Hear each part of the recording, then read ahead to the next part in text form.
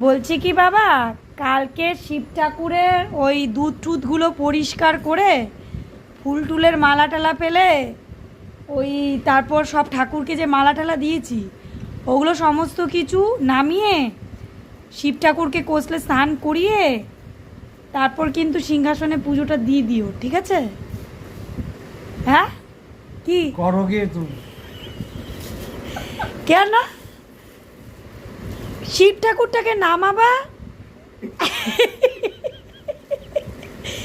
শিব ঠাকুরটাকে নামাবা, দুধটাকে পরিষ্কার করবা, জলে ধোয়াবা। আর তুমি করবা?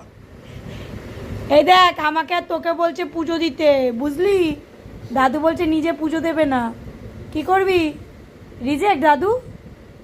হ্যাঁ না না, কালকে বাবাই পুজো দেবে, কালকে দাদু পুজো দেবে। দাঁড়া, কাজ দিয়েছি একটা,